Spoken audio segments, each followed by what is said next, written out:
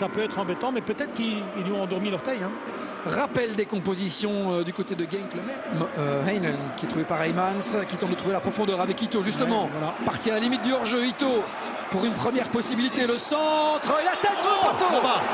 La première occasion après moins d'une minute pour le KRC Genk. Gabarit. Il va y avoir du boulot pour Mortensen et pour Lorenz.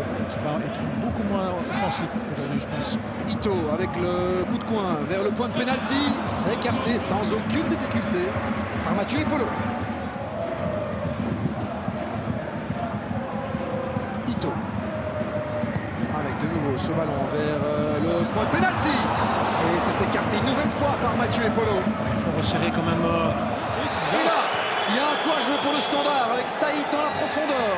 Là, il doit oser, il doit le prendre. Casper Nilsson qui fait l'effort. Saïd pour rentrer. Saïd qui attend du soutien ici avec Karamoko.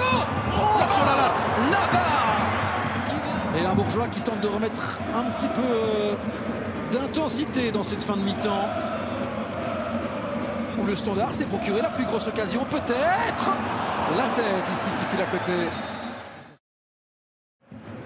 Mortensen face à El Ouadi. Il peut amener le danger, le joueur marocain. El Ouadi avec Heinen. La combinaison. Heinen. Ça file au-dessus. C'est une équipe en difficulté. Hein.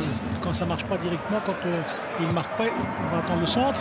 La tête de Heymans sur Mathieu Epolo. Ouais, c'est ça. Ah, pourquoi pas ici avec Medina. Avec le bon ballon pour Heymans. Ça file à côté. Une nouvelle grosse occasion pour Genk. Ito. Repassé pour le corner. À droite avec le ballon ici qui est bon. Et la tête au fond. Aaron Bibou. Genk prend les commandes sur ce centre venu des pieds de Yunia Ito. On va voir quand même comment Saïd va gérer ça. El Ouadi. El Ouadi encore. El Ouadi toujours. El Ouadi. C'est spécial.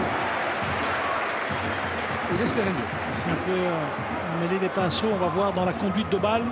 C'est pour ça que la frappe est beaucoup plus compliquée. Regardez. Ici, là c'est un peu compliqué. Donc ça doit la rechercher, de se repositionner vers l'axe. C'est compliqué. Ouais.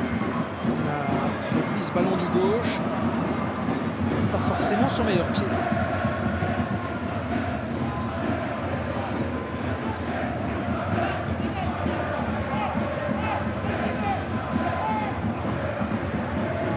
Il faut aller chercher un 5-0, il faut remettre un peu de pressing. Un quart d'heure encore dans cette partie. Bangura.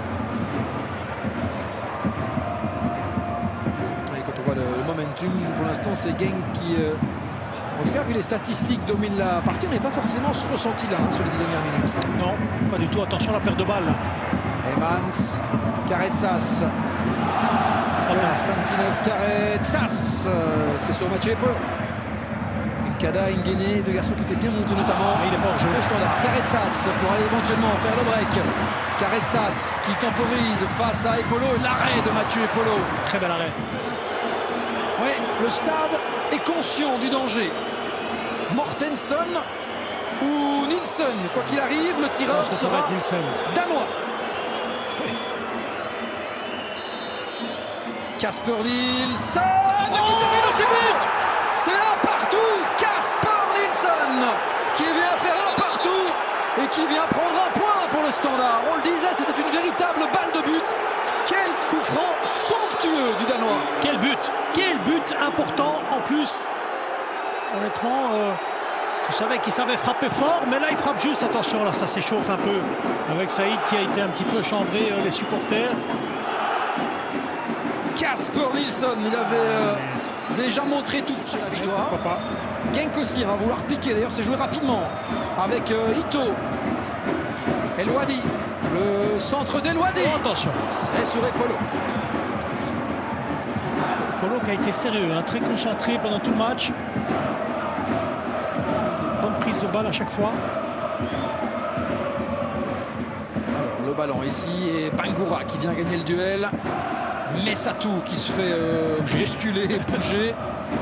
Et regardez, 24 tirs le Standard on aura eu 2 cadrés, mais le superbe envoi de Karamoko qui termine sur la barre, oui. et le goal. Saïd qui se fait aussi ici écarter fautivement.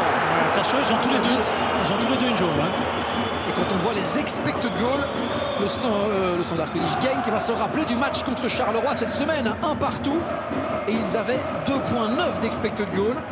Il doit y avoir de la frustration, car on n'est pas efficace du côté de Genk lorsqu'on domine. Mais même dans le jeu aujourd'hui, hein, deuxième mi-temps, une domination qui n'amène rien. Ils étaient fébriles quand même, techniquement, je trouve.